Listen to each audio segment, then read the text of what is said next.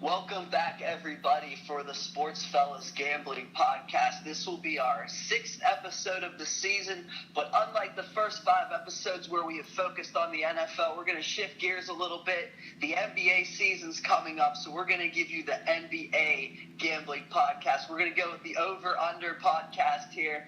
You probably know how it goes. Las Vegas sets the over-under win totals for every team. We're going to go through every team. We're going to give you our opinion whether we think they should go over that win total, whether they should go under that win total, and why. We're going to basically break down every player in the NBA as we go through this, though. So, I mean, whether you're gambling on any of these or whether you're just an NBA fan looking for a little more information, you should enjoy this podcast. You should get a lot of the information that you may need. The offseason was wild. You saw the Kevin Durant news to top it all off. But, I mean, a lot of player movement, a lot going on, a lot of different dynamics. And this should be a really fun NBA season. We've had some success with these over-unders in the past. I'm pretty excited about this podcast. I think it's going to be one of my favorite that we do every year. Dave, how about you? Are you excited for another NBA season? Yes, sir. I think it's going to be a very exciting year this year. Many storylines going on right now. And like you said, we have had success in the past doing these total over-unders for each team.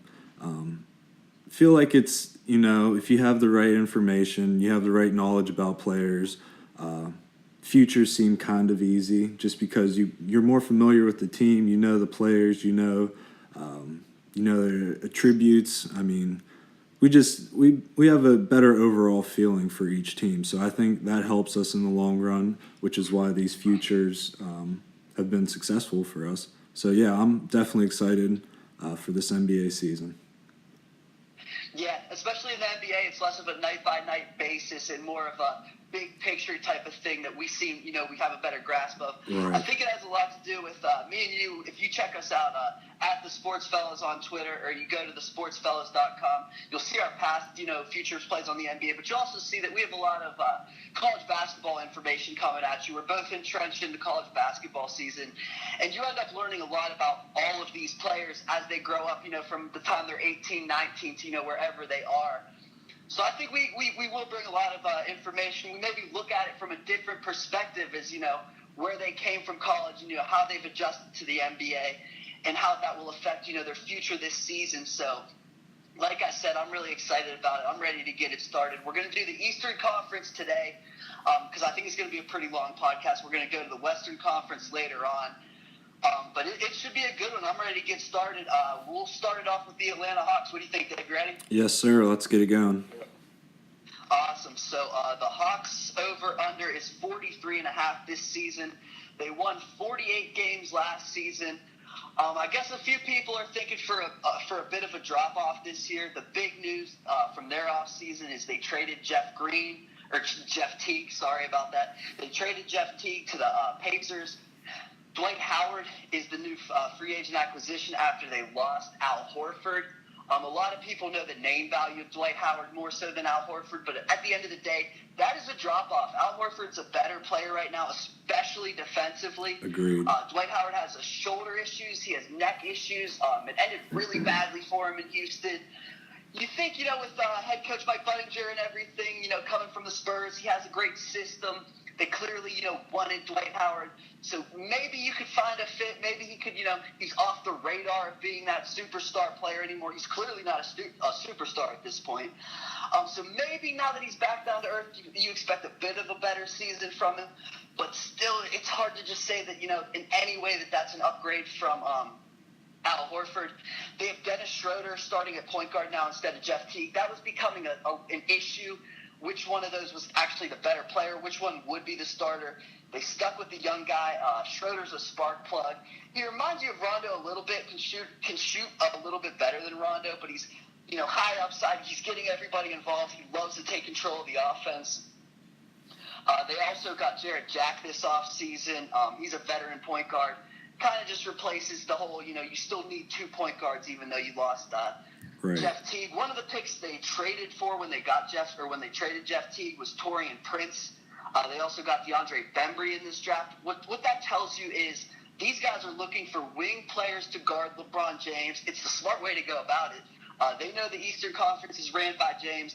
They know they're not getting through the Eastern Conference without defending James. They signed a 6'5", Kent Bazemore, who was off their bench last season. He should be a huge player this year.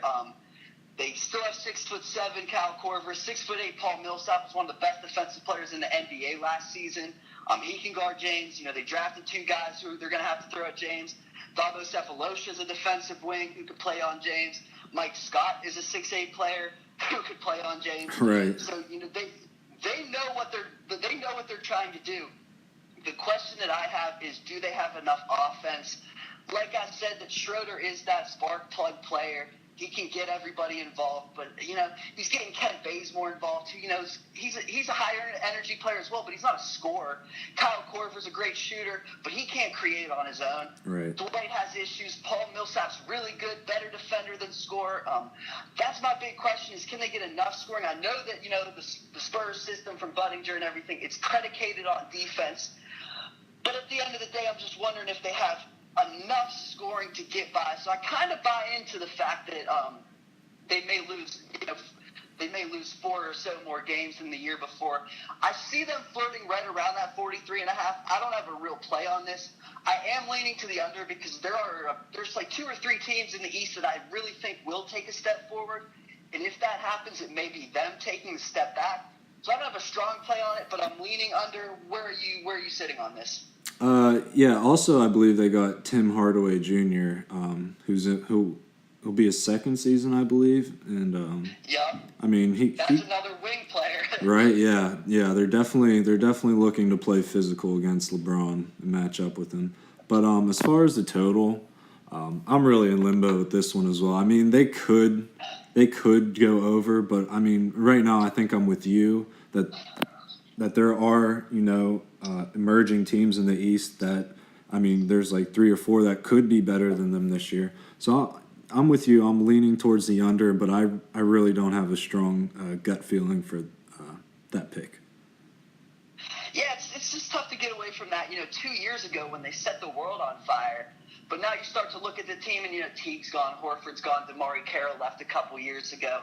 It's becoming a different team, and this year more than ever is when you're really going to see if how important that head coach is in Atlanta. Let's move on. We're going to go to the Bees. We're heading to the Boston Celtics.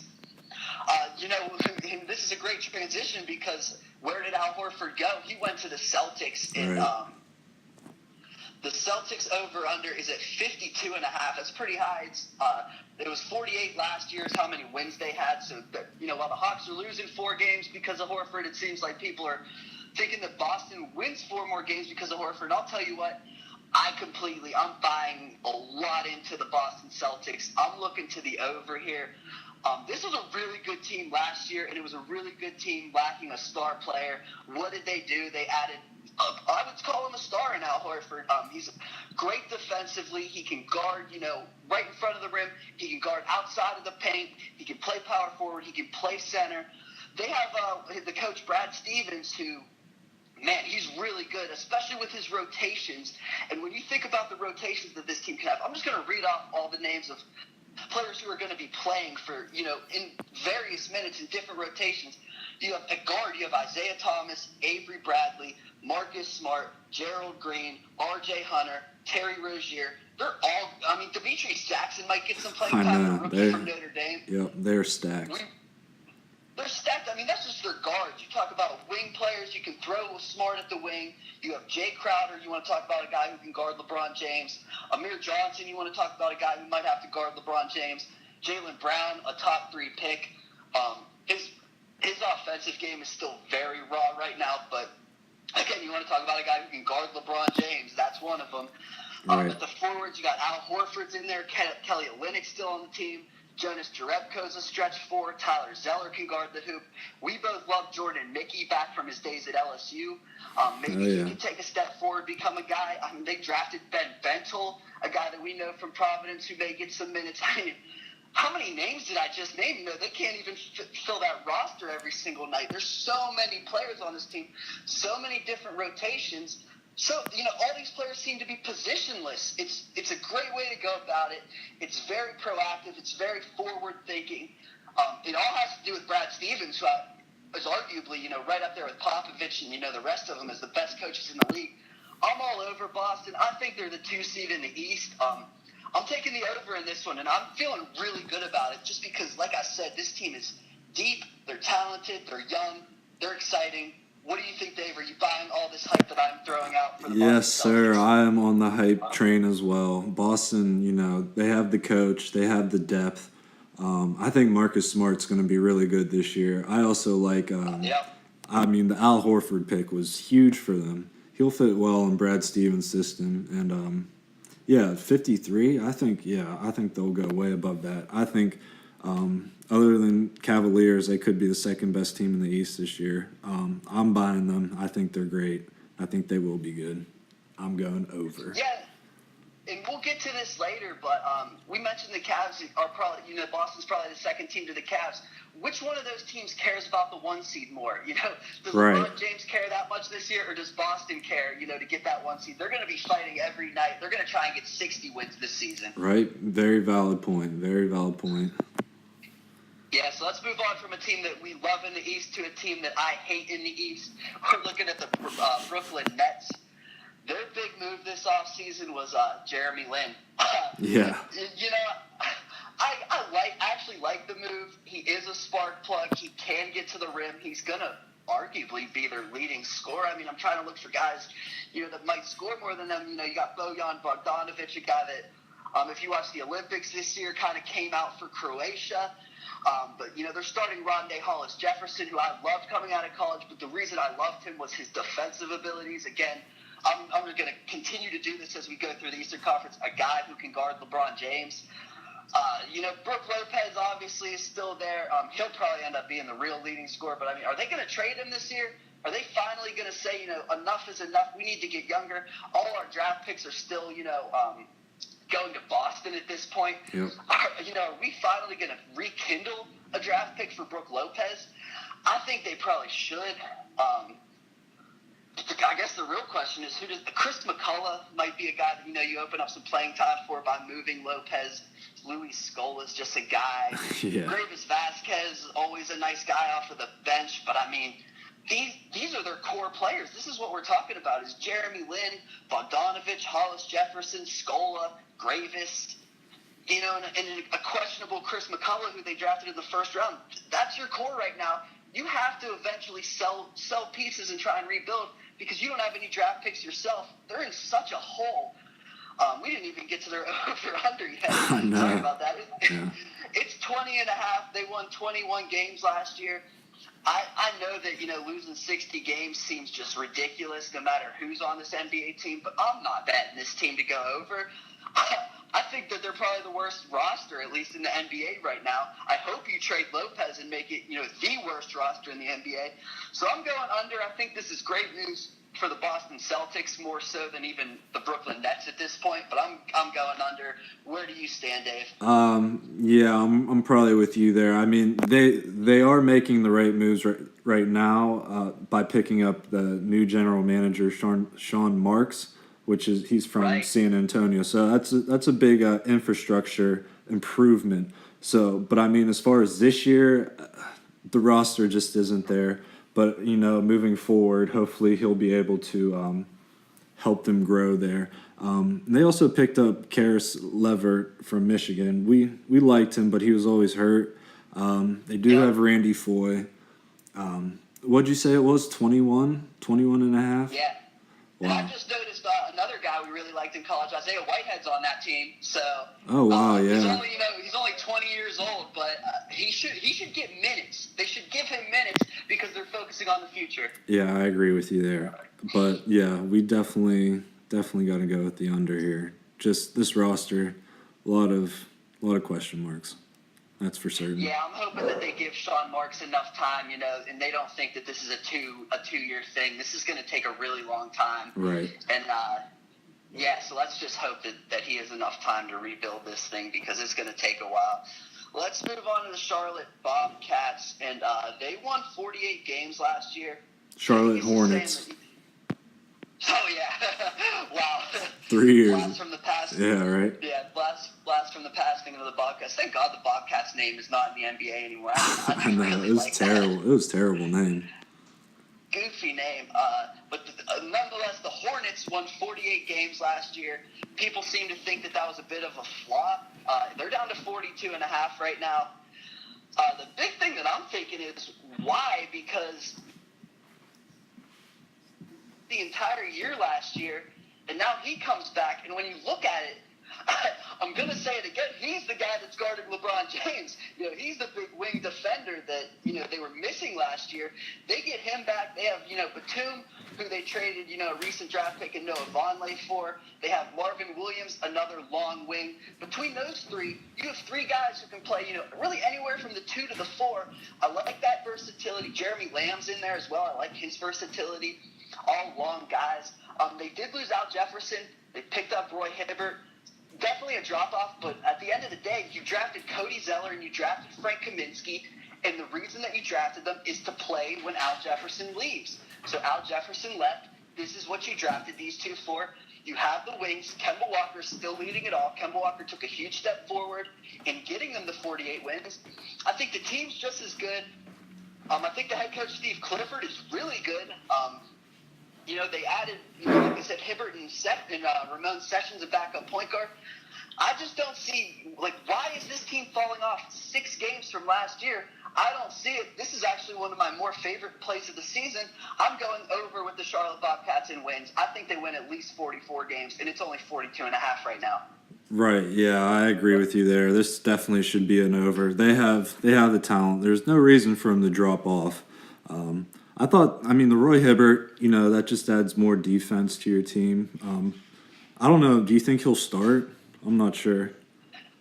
I'm looking at roster resource, and it has Zeller. And if I'm them, why not start Zeller? He was my first-round pick a couple years ago. Give him that reign. Let's see what we have in him. Right, yeah. He should start. But, yeah, they have depth. I'm a big fan of Michael Kidd-Gilchrist, and that keeping Marvin Williams, I thought was a big win for them there. I know you weren't a big fan of Frank Kaminsky, but I think he'll be able to contribute some more this season as well. Just size alone, it helps him. But they should definitely be a competitive team. I think they should be a top 5 team from the East. But you said 42.5, or was it 43.5? Yeah. 42.5. Okay, yeah, I'm with you there. I'm going on the over with this one. Yeah, this seems, I just don't get it. We didn't even talk about, Marco Bellinelli, yeah. 2 threes. Right. Yeah, they have guys right now. I really don't get why people think that they're just going to fall off. They were the 6th seed last year, like you mentioned. I think they're in the 4 or 5 range as well. Yeah, Nick Batum, man, he is a superstar. I don't care what anyone says, but that guy can flat out play basketball. He is a baller. He was really good last year. He was. He's, other than Kemba, he could be their next best player, I'd say. Definitely, especially when it comes to scoring the basketball, which I don't know if you noticed that matters in the NBA. Right, and you saw he had 5.8 assists per game, too, so he's dealing and dishing. Wow. Yeah. So I was impressed with that. Batum. I'll tell you, Michael Jordan gets a lot of flack, and I still, like you said on Frank Kaminsky, he has a low ceiling. They did draft him too high. I think he'll find a home and a fit. He'll find a home and a fit, though, but Michael Jordan, that was a good trade, ended up turning Vonleh, an admitted mistake, into Batum, who's having success. That turned into a really good trade for them. Yeah, definitely. So let's move on as we go through the season. We're on to the Chicago Bulls, who, they did a lot of changing this offseason, where they had 38.5 wins this season. They won 42 last season in what was considered a down year. So people aren't really buying it, but the big moves, we obviously know Dwayne Wade is not on the Heat anymore. Rajon Rondo continues to bounce around the league after Boston kicked him to the curb. They traded for Robin Lopez in the Derrick Rose deal. What else did they do? They literally just traded this morning for Michael Carter-Williams, which is an interesting trade. The thing about Michael Carter-Williams is, at the very least, he profiles like Rajon Rondo. He can't shoot. He's very long, but he can set guys up, and he can take control of the offense. So if there's anybody for for Michael Carter-Williams to copy his game off of, it is Rondo. But at the end of the day, I'm looking at this team and I'm saying they're a couple years away. They tried to scrap it together with this Dwayne Wade and Rondo thing. It's not going to work out. Dwayne Wade can't shoot. Rondo can't shoot. They're both slashers. Jimmy Butler's a better slasher than most. I saw, a stat about how he's really good at assisting slashing players. But Jimmy Butler has to be your scorer. I get it. That's nice that he can hit slashing players, but that's got to be a small facet of his game. That's got to be a nice little attribute of his game. His big game has to be he's the one getting to the hoop. He's the one getting to the rim. Mirotic is a stretch four. McDermott can shoot. So, you do have some guys. We both love Bobby Portis, who's a really high-energy, up-and-down guy. But, is this a high-energy, up-and-down team when when Dwayne Wade's on the court? I don't think so. What's the identity of this team? Who are they? I don't know. I would rather focus on, getting Michael Carter-Williams ready, getting Bobby Portis ready to join, Mirotic and Butler. Then you have a young squad. That's the nucleus I'm more interested in than Dwayne Wade and Rondo. So I agree with the fact that, even with these pieces, they're going to lose more games than the year before. I'm leaning to the under. I'm not sold on it because, 38.5 is really low for a team with a lot of name value on it. But I'm leaning to the under, and I'm not feeling good about this team at all. Can you repeat that over-under? I missed that. It was 38.5. 38.5. Yeah, that's tough. I just don't see where their shooting is going to come from. I just see a whole bunch of slashers. I do like the Denzel Valentine pickup. I think eventually he'll be able to contribute. That's another one. Yep. He'll be able to contribute some point. Maybe, he wasn't a bad shooter either, so maybe they can get some shooting out of him. But they were one of the worst they were one of the worst teams at forcing turnovers last year. So I can see why they want Dwayne Wade and Rajon Rondo handling the ball. But those guys just can't shoot, and that's going to be an issue when you face a team with a good backcourt. Yep. It's going to be a problem for them. So I'm like you. I'm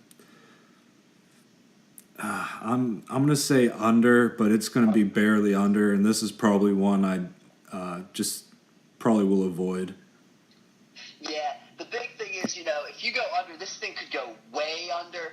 I could really see this team falling apart, but if you go over, I could see it as well. I could see them being a 500 team, just missing the playoffs, something like that. I just can't see them being a playoff team. Like you mentioned, Denzel Valentine's another name.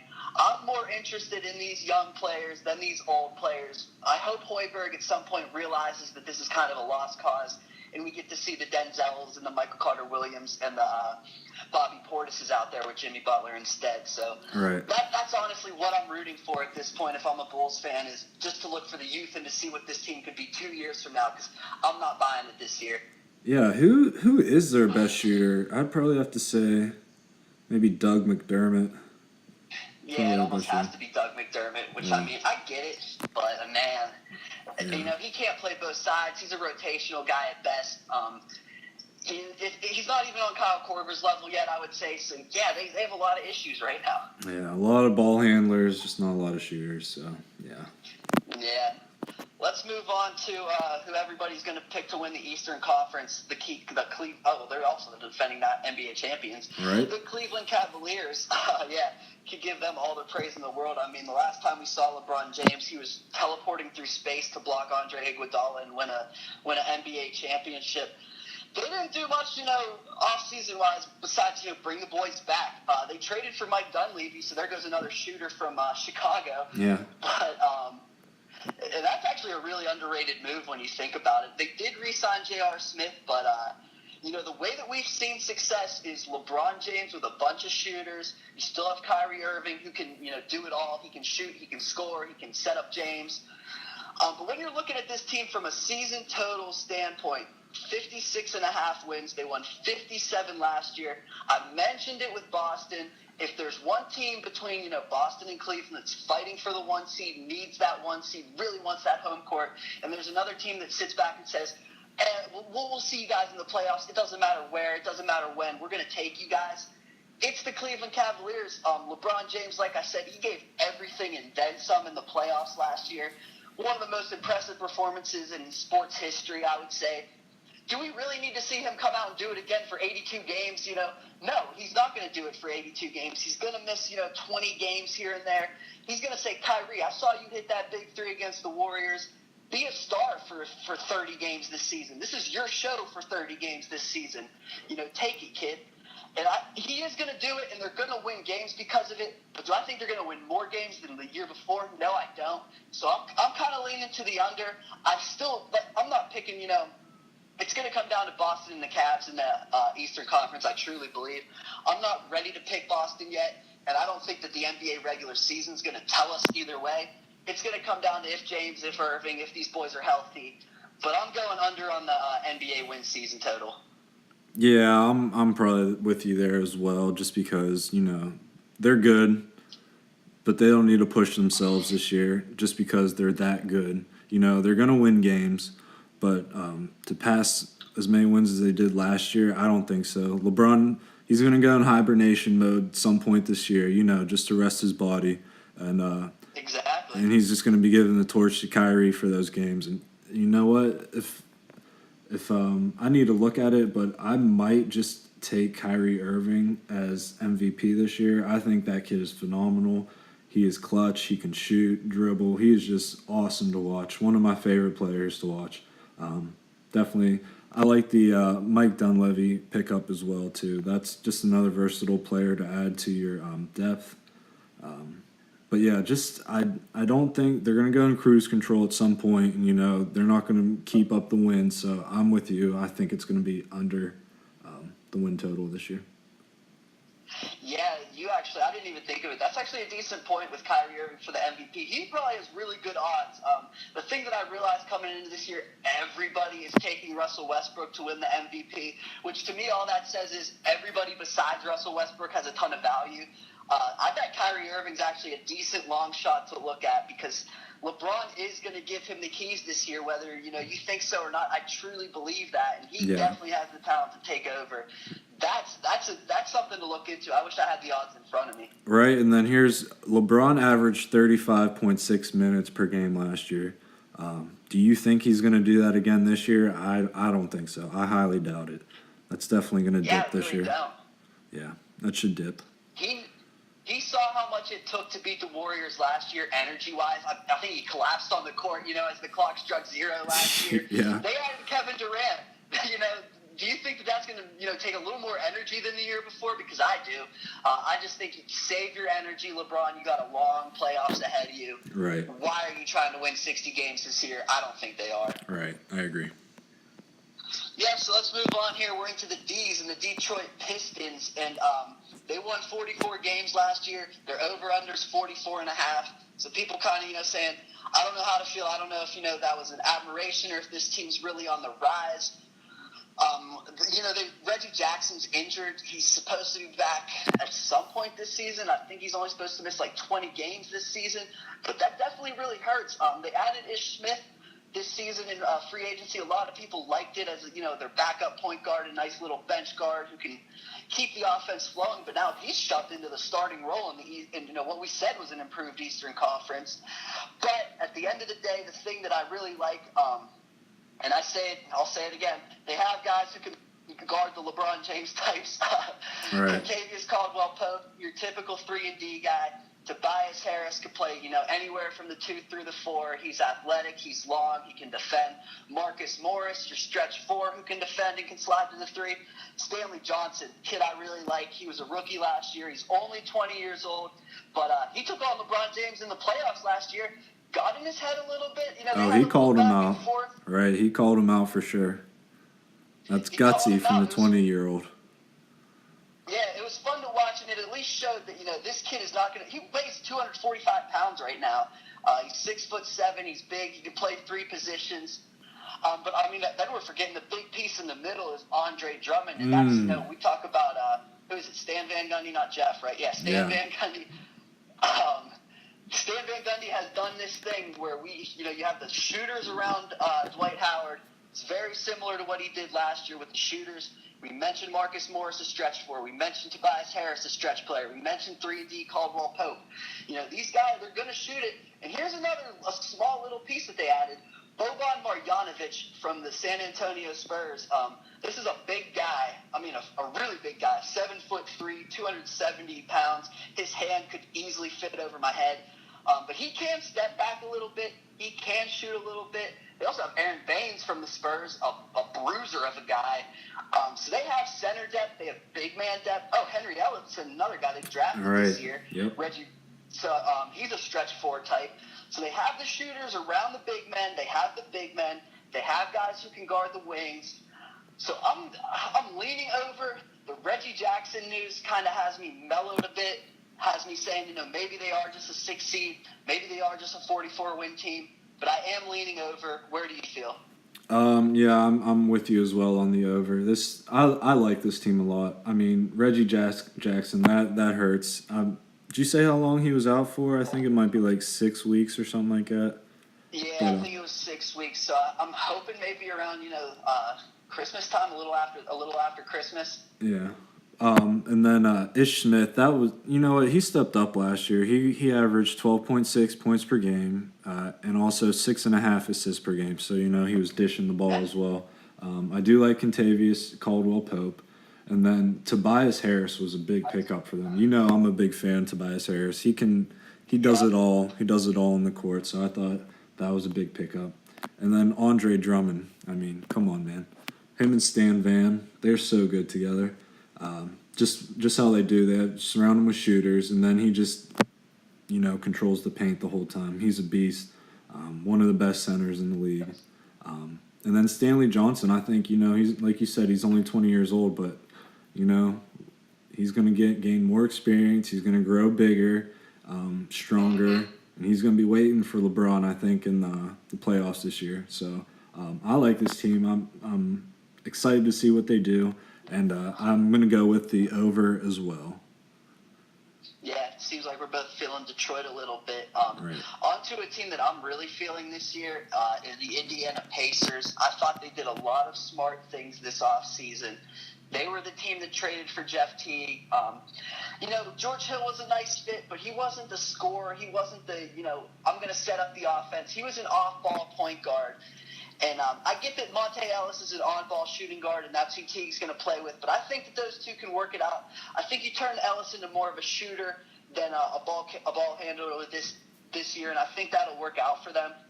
They traded for Thaddeus Young, which I think is a bit of an underrated move. You talk about, he's not a stretch four, but he's definitely a four who can step out and shoot a little bit. They were the ones who added Al Jefferson from Charlotte. Not a huge defensive presence, but he can definitely score with probably the best scoring center in the NBA. Well, Boogie Cousins, and then you talk about Al Jefferson as the best scoring center in the NBA. And here's the kid that I really like is Miles Turner. Yep. Another kid who's only 20 years old, but same way as Thaddeus Young, where he can step out a little bit, he can shoot. Way better rim protection than what you're going to get from Thaddeus Young. He's the rim protection that you can't get from Al Jefferson. So you can play Turner with Young. You can play Turner with Jefferson. You can slide the guy who we haven't talked about yet, Paul George, down to the floor. I know he didn't 1-2 last year, but you can run lineups that way. And this year, it's really – my thing is this has to be Paul George's year. He came back last year. He was in the MVP discussion, for a month or so. The team fell apart a little bit after that. I think that Paul George comes back this year and says, I'm a top 5 NBA player. Hear me roar. This is my, I have all the pieces I need. I have shooters, I have scorers, I have ball handlers. He's really good defensively. He can turn games around. He can set things up on his own. He now has a lot of the pieces around him that he needs. They won 45 games last year. Their over-under is 44.5. I'm betting on Paul George hard this year, and I'm taking the over because of that. I really think that this is his situation that he needed to be in, and I think he takes advantage of it. Where do you stand on the Pacers? Yeah, I'm with you again. I'm going with the over as well. This is a really good team. They always used to do it defense. They had a good backcourt. Big men played defense, rebound the ball. But they moved at a slower pace. But this team seems to be high flying. They're versatile. They can switch guys from power forward to small forward. Paul George should be back at the small forward position this year. And then I thought Thaddeus Young was a good pickup for them. I think he's a really underrated player, I feel like. No one's ever talking about that guy. And then Miles Turner. Yeah, I agree. Yeah, Miles Turner out of Texas from last year. He was a good pickup for them. I was a big fan of him. He's a rim protector, but he can also run the court too, and that's big for them. For his team that seems like they want to run fast. And, when they want to slow it down, throw in Big Al Jefferson. Rodney Stuckey should be nice depth for them as well, shooting-wise. And then, the Jeff Teague pickup was big. Another ball handler on the team. And, he really wasn't that healthy last year. But what he did well was he shot 40% from the three-point line. So that just adds more versatility to this team. And I'm with you. I think one of the best teams from the East as well. There's really the East should be very interesting this year. I think there's a lot of good teams in the East this year. But yeah, I'm with you. I think it'll be over this year. Yeah, like you said, I love the lineup versatility, and I'm just banking on Paul George. So I just hope it works out for him. He works really hard. His defense is so underrated, and now he has the team around him. I'm really just thinking that it works out well for him. Yeah, he's an awesome player. Yeah, so let's just move on here to the Miami Heat. Last year they won their division, got the 3 seed, 48 wins. They lost Dwayne Wade. Chris Bosh clearly doesn't. It doesn't sound like he's coming back ever. So, it's a sad story there. They're kind of rebuilding. They did re-sign Hassan Whiteside to big money. They re-signed Tyler Johnson to big money. But, the other names that you're talking about, what did they do this offseason? They added Dion Waiters. They added Derek Williams, 2 guys, former top 5 picks that really never worked out. They added Wayne Ellington. You talk about another, top pick that didn't work out. James Johnson's just a shooter. Luke Babbitt's just a shooter. You look at this roster, it's Goran Dragic and it's Hassan Whiteside. So the pick and roll is definitely going to work. You have Justice Winslow, who's a long wing defender, something that I obviously like a lot. But at the end of the day, man, the starting 5 right now is Dragic, Waiters, Winslow at 20 years old, Derek Williams, and Hassan Whiteside. I just can't bet on it. The problem is, though, they were 48 wins last season. They're over-under set at 34.5 right now.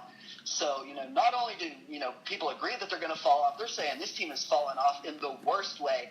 And I agree with it. I think Pat Riley looks back at this roster and says, this is why we didn't re-sign Dwayne Wade. What was Dwayne Wade going to turn this team into? A 34-win team to a 41-win team? Is that, was that worth $20 million? No, it probably wasn't. And you might as well get a top 10 pick. You hit on Justice Winslow last year with the 10th pick overall. Try and get back into that lottery. You have Dragic is still, decently young. Hassan Whiteside's clearly young. He's 27 and he's signed on. Winslow, like we said, is only 20. Tyler Johnson, who you signed for a big deal, is 23. Have this young core, experiment through the ups and downs, get a top 10 pick, come back in a year or two. Miami's not dead by any means, but I just don't think that this is a good year for them at all. I'm going under for sure. Yeah, I agree with you there 100%. This team, how can they get any better when you lose players like Chris Bosh, Joe Johnson, Luol Deng, and Dwayne Wade? It's just right. It's just how you can't get any better. It's just you're gonna digress. And Hassan Whiteside, he's dealing with knee issues right now. So there's just a lot of question marks with this team right now. Just not a lot of answers. I'm a big fan of Justice Winslow, but he's still young, and I still think he's still raw. So you're going to be relying a lot on Goran Dragic and, a banged-up Hassan Whiteside. So, yeah, this team, I'm just nothing to be excited about for this team. So I'm with you. I'm going with the under. Yeah, I think, like you said with Hassan Whiteside, why even rush him back? If his knees are aching and it's a back-to-back, he gets the second night off, Don't push this thing. I don't think Pat Riley will. I think Spoelstra's a really good coach. I don't see them pushing it. I think they're a really smart team, and they're going to do it the right way. And, I just don't think wins are going to come this year, and that's completely fine with them, and that's completely fine with me. Right.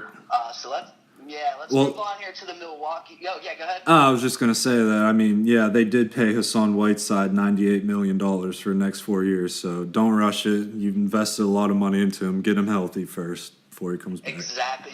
Those back 2 years are when I think, you really try and win the championship. You take 1 or 2 years to rebuild and do it again. Right. And those back 2 years are when you're primetime contenders and you have a beast like Hassan Whiteside in the middle. Right.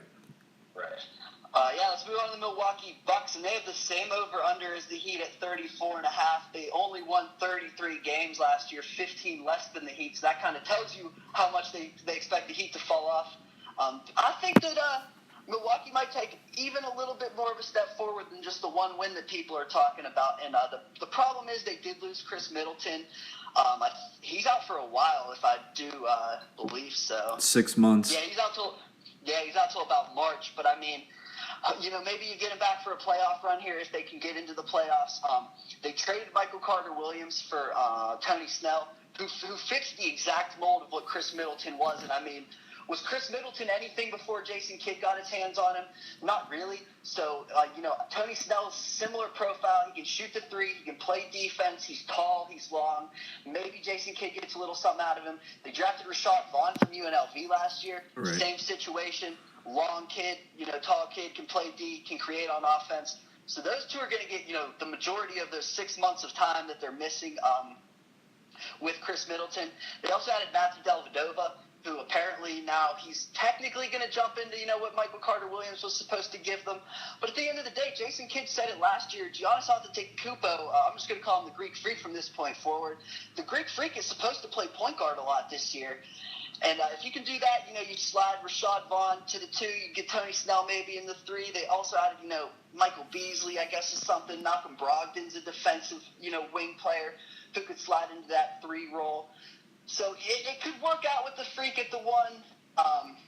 They also have Jabari Parker back. He's still 21 years old. A lot of people are, he tore his ACL as a rookie. His second year, the Bucks lost way more games than the year before. What's wrong with Jabari Parker? I'm saying just calm down, everybody. He's 21. Let him get his feet under him.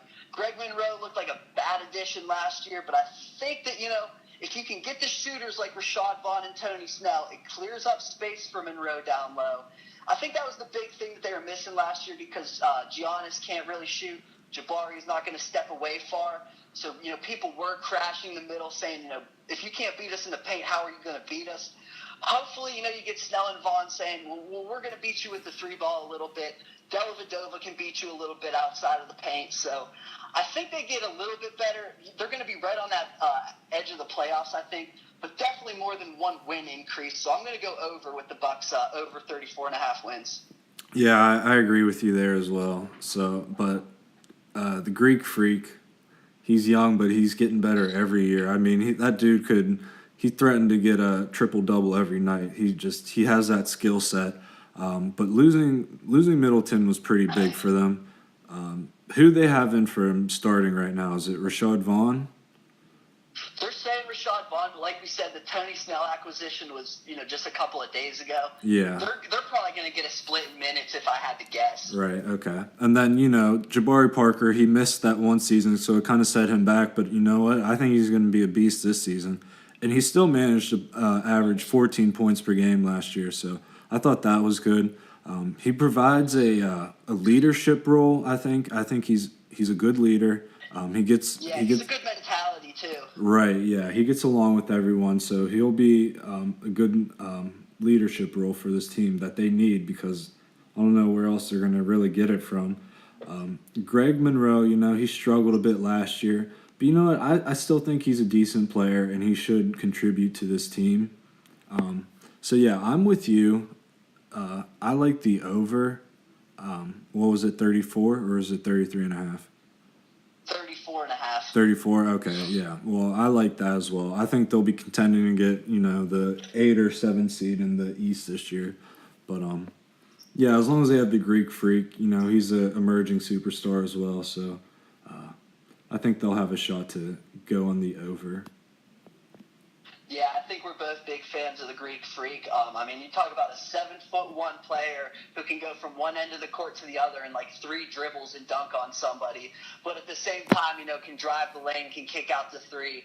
It's just so impressive what he can do, and I just would not bet against them, you know, winning less games than the year before. So that over seems pretty easy to me. Right, and you know who else? I don't recall you saying his name, but Thon Maker out of South Sudan. Yeah.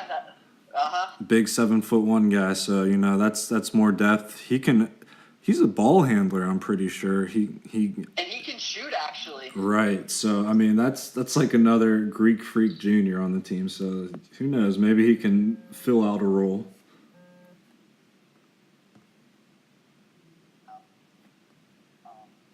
Let's move on here to the New York Knickerbockers, and this is a team that last year won 32 games. They made some big-time moves, and people are feeling it. They're expecting a 6.5 win increase. They're going the over/under right now is 38.5. And you know, when you look at these moves, Derrick Rose is the big move. He hasn't been good since 2012. He hasn't been healthy since 2012. Are we really banking on, you know, 4 years and all of a sudden he changes teams and he gets better? Joakim Noah last year was by far the worst year of his career. His minutes have been decreasing by the year. He's about to be 32 years old. His knees are pretty much shot. You know, this is who we're expecting them to get, you know, 6 extra wins for. Brandon Jennings they added, who actually, you know, he had some ACL issues, he had some other issues, but he's probably better than Derrick Rose at this point. Courtney Lee's a shooter, which, I mean, it's okay, we like it. The big thing is obviously Kristaps Porzingis, and he's only 21 years old, and look at the ages of the rest of the starting 5. You got Derrick Rose is 28, Courtney Lee's 31, Carmelo's 32, Joakim Noah's 31, and then you got Kristaps. The way that I see it is they're just doing it the wrong way. You know, look at how Miami's doing it. All those 20-year-olds we named, you know, they're lining them up around a guy like Justice Winslow and a guy like Tyler Johnson. These guys are saying, you know, let's win this year with Kristaps Porzingis and a bunch of old dudes. I don't buy it at all.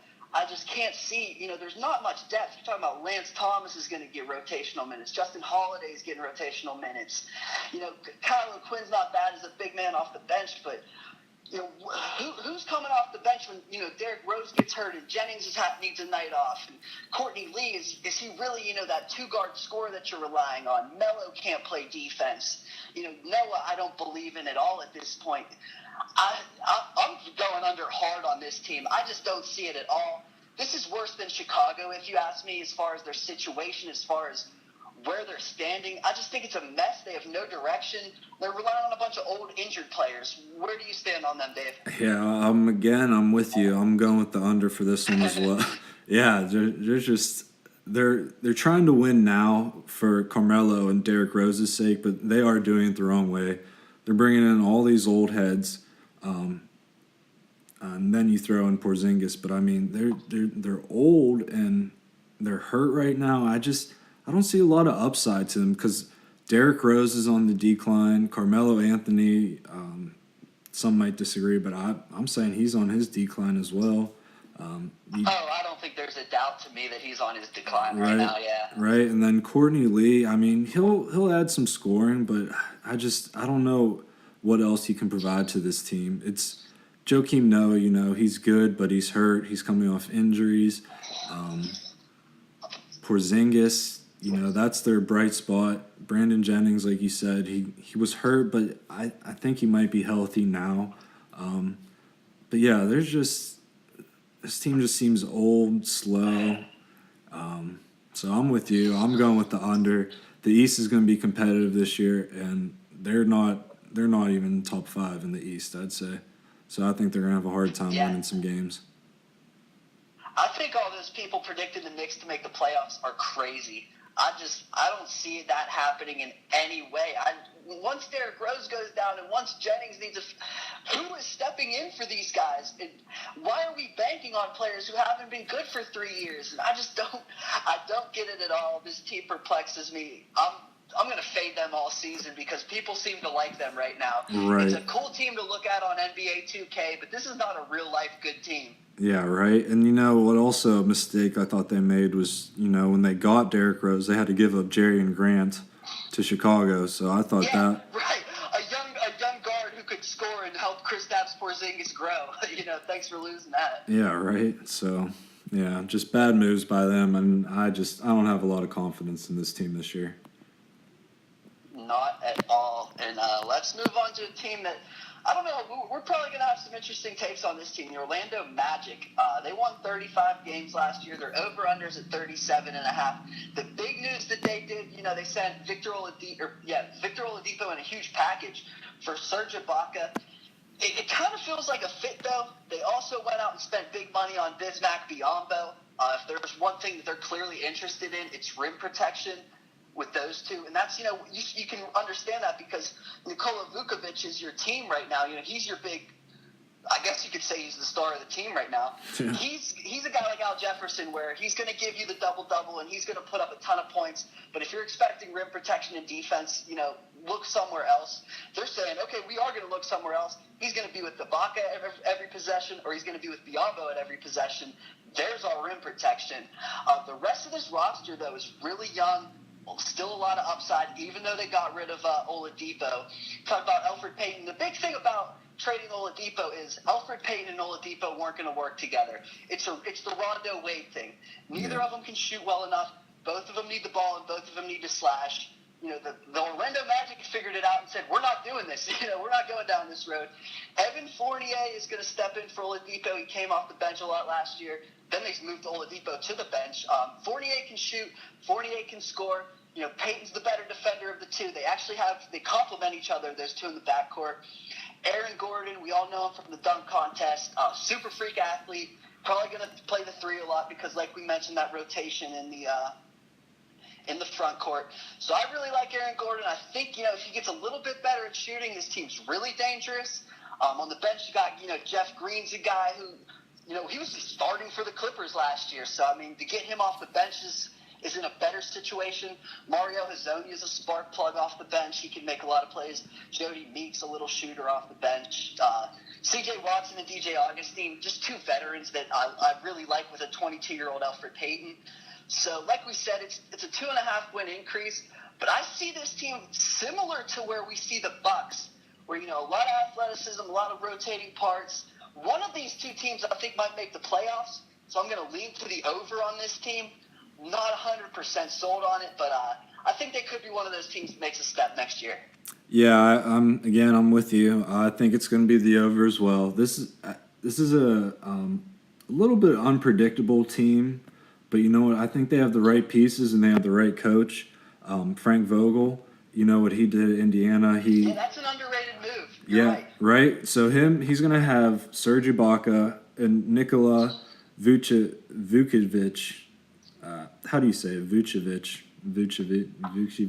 Yeah, I think it's Vucevic or Vukovic. Right, and he's a really good player. I'm a fan of him. I think he's a solid player for them. So with him and Serge Ibaka, and then with Bismack Biyombo, I think that was another big pickup. So they're gonna be solid underneath the rim.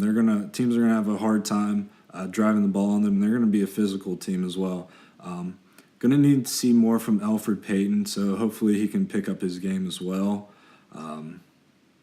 Jeff Green, I thought that was a big pickup. Hopefully he can find a role here with these guys. And then with Hezonja coming off the bench, he should be able to provide some more scoring for this team. That will need scoring from someone, so we'll see who it comes from this year. But I'm with you. Very true. Right, so a little bit unpredictable this year, but I'm thinking they're going to go the over, and they will be competing for one of those last playoff spots.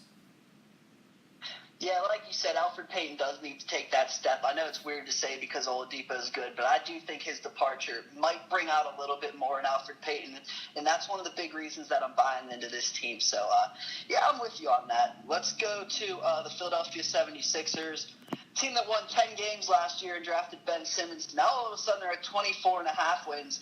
I don't really understand why. I get Joel Embiid is back, and he looks really good, and he's probably the best of Jahlil Okafor, Nerlens Noel, and Joel Embiid. I think he's the guy that you build around. He's the future. Dario Saric, a former first-round pick who they stashed over in Croatia for a few years, he's supposed to be here. I guess he's a stretch four type of player. I really haven't been able to watch much of him, so I don't know exactly what he is yet. But, between those two, you got Jahlil Okafor, you got Nerlens Noel, you got four guys in your front court under the age of 22, all with, I think that their upside is still all to make an all-star game at some point in their careers. But at the end of the day, Ben Simmons is out, and he's out for at least 3 months. And I'm saying, I believe it's a Jones fracture. Yeah, fractured foot. I mean, are you really rushing him back in December? No, I'm not. I'm giving him, if it's a 3-month injury, I'll give him 4. I'll give him 5. What are the Sixers playing for this year? As far as 24.5 means 14.5 wins. They lost Ish Smith. T.J. McConnell's still on the team. Jared Bayless they added, and Gerald Henderson. I mean, I get that those two are at least NBA players. They haven't had many NBA players on their team in the past couple years, but still not completely buying that, they're going to win 14 more games, that they're going to be out of the top 5 this year. I still think they're a bottom 5 team. I think just invest in Joel Embiid. Trade one of Okafor and Noel. I think Okafor is the one that you're going to have to trade. But, trade one of those guys. We like this Timofey Luwalu. If I'm saying that right, he's a rookie. Get him involved. Get Saric involved. Nick Stauskas is still on the team. Get him involved. Take your losses. I think that, next year is really the year that this team takes a step forward when they figure out Simmons and when they figure out Okafor and when Embiid has a full season under him. I'm not buying this year. I'm going under again this year. I think they're closer to 20 wins than 10, but they're not to 24 yet. Okay. Yeah, I'm gonna go against you on this one. I like the talent this team has. I like their big men. Okafor is going to be he can score. He can play under the rim as well. Nerlens Noel, he's a good big man. He stepped up last year, after being hurt all these years. He did a good job at rim protection as well. And then Joel Embiid, I'm waiting on this guy, and he's going to add more defense, more size to his team. This is going to be a big team. And of course, with Simmons being hurt, they should rest him until he comes back fully healthy. But when he comes back, he's gonna contribute right away. So I think this team. Oh, another big move I thought was they got rid of Sam Hinkie, and they replaced him with Brian Colangelo. So I think that was the right move. It'll be good for their infrastructure. I think he'll have a better time producing talent than Hinkie did. So, I mean, the future's bright for this team. They got a lot of young stars in the making. It's just, can they reach that full potential? So, we'll see. I'm going with the over. I think they'll reach, around 27, 28 wins this year. But, I like the over. Yeah, I mean, I could see it like a guy. I think Embiid has a big year. I just think, this year we kind of see it all jumbled together, and next year we kind of see what it looks like all, pressed out and ironed and everything. Right. But I could see it going over. I'm not buying quite yet. Right. On to the Toronto Raptors, who were the 2 seed last year, and we saw in the playoffs, they ended up facing the Cavs, and their 2 superstars, Kyle Lowry and DeMar DeRozan, got a bit of the yips in the playoffs. Neither could shoot well. They both kind of ended up costing the team at the end of the day. DeRozan ended up going to the Olympics. Looked like he got his swagger back, so we'll see how that goes. They went from 56 wins. They're over-under sitting at 50.5, so people are saying they're probably playing a little over their heads last year. Their big move this year was adding Jared Sullinger, a stretch forward type. They drafted Jakob Poeltl from Utah, a guy we both kind of liked as a rim protector. And that's big because Jonas Valanciunas, he's a guy who kind of like Sullinger can step away from the hoop. He's not exactly a rim protector. They relied on Bismack Biyombo a lot for that last year. He's gone. So, at the end of the day, the Poeltl move is pretty big. Terrence Ross, really high athlete guy, a wing player, can guard the LeBron James type. DeMarre Carroll's the guy that, if you're guarding LeBron James, that's who you have to win and consistently do it with. Corey Joseph off the bench, nice sixth-man piece. Norman Powell is a guy that I think we both liked from UCLA the other year. He's getting some real minutes right now. But at the end of the day, I kind of agree that it's not exactly where they were last year. Two teams that I really liked that we mentioned was Boston and Indiana. I think those two, kind of take the 2 and the 3 in the East. So I think that Toronto slips a little bit back, slips closer to the 4. Last year, I think it was around 50 wins that got the 4 seed. So they're at 50.5. I'm leaning under. I think it'll be, 48 maybe is where I'm thinking with the Raptors this year. Not 100% sold on it, but like I said, just not much in the shooting category. They don't have real shooters, real scorers right now. You're relying on Kyle Lowry and DeRozan. I'm just not sure where they are mentally, at least. So I'm going to lean to the under. Where do you stand on it? Yeah, I'm with you on this one. I think this is just going to be a team that the main goal at hand is to make the playoffs. Doesn't matter what seed, because they're going to be dealing a lot of competition this year. Indiana, Boston. I think Detroit will compete. So there's a lot of competition that they're going to have to deal with. So their biggest goal is just to make the playoffs. I like this team a lot. I think they're good. Do I think they had the same success as they did last year? It's hard to say. Like you said, they don't really have the shooting. DeMar DeRozan isn't a great shooter, but he's getting better. He's progressing in the shooting category. Kyle Lowry, he's kind of old, so they're going to be resting him this year. So I really don't see where they're going to get their shooting from. Maybe Terrence Ross, I guess, but he's a little inconsistent for him. I like the Jared Solinger pickup. That was a good pickup for them. That's a low post guy. But yeah, I'm with you. I think it's going to be under for this one. I think they just want to make playoffs, and they'll be satisfied with that. Yeah.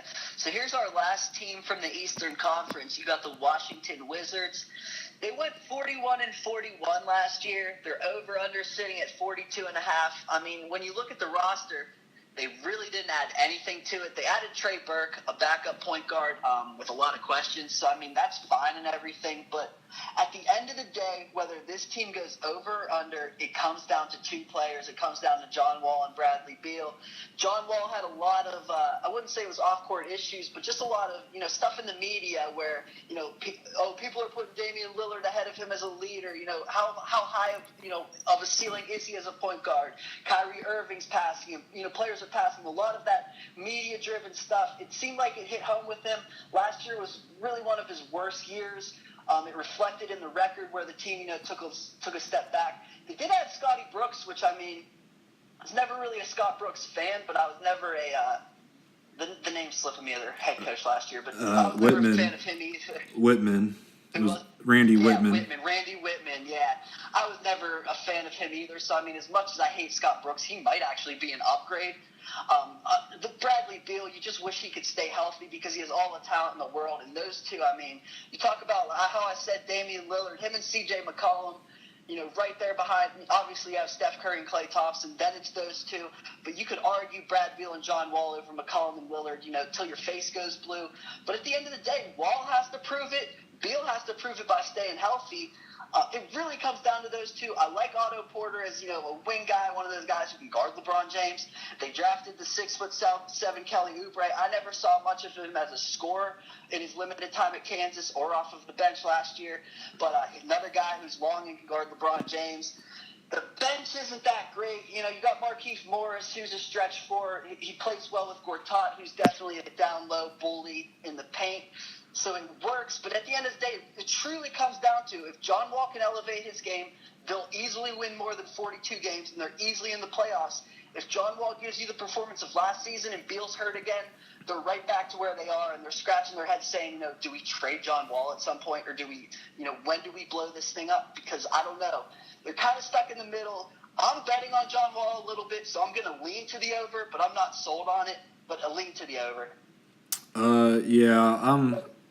It really just all depends on Wall. I think Wall will step up this year.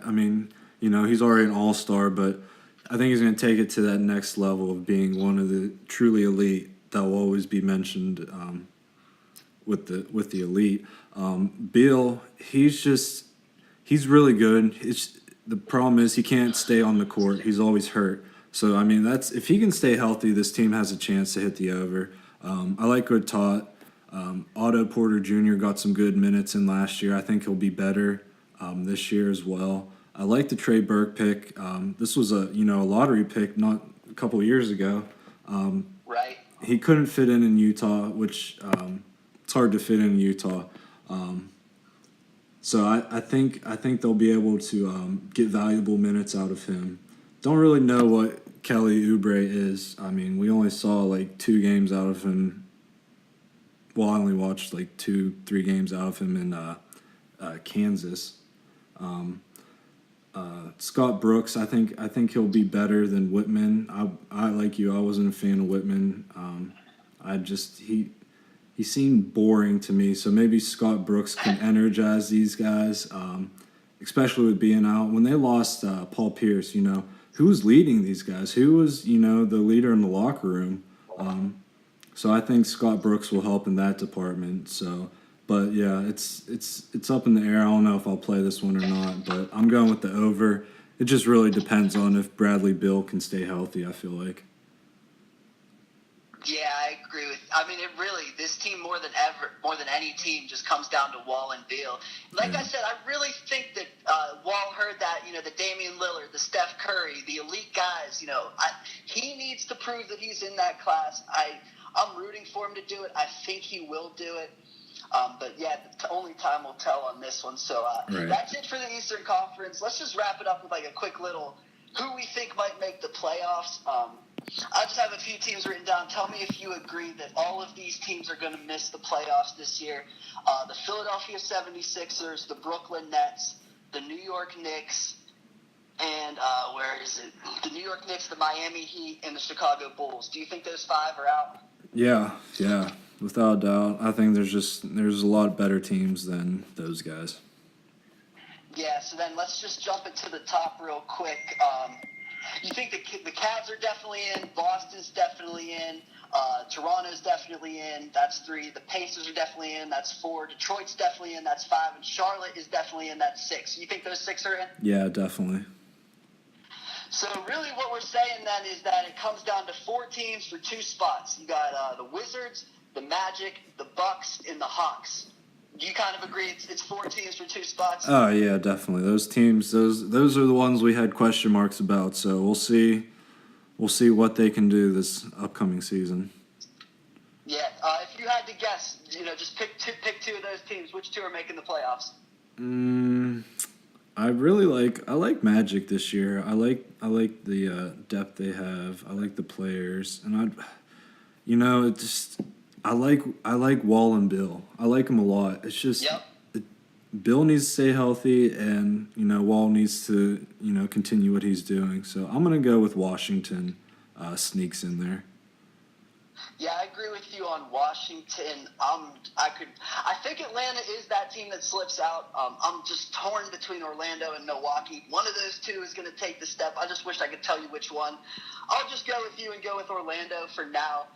But I think it really does come down, one of those 2 makes it, one of them doesn't. But obviously, Beal and Wall could have a say with that. Right. So we'll see how that goes. Awesome. Well, that wraps us up for this one. I hope you guys enjoyed it. Definitely plenty of information to go around in this one. We're going to bring it back later with the Western Conference, so be on the lookout for that. Follow us on Twitter @TheSportsFellas.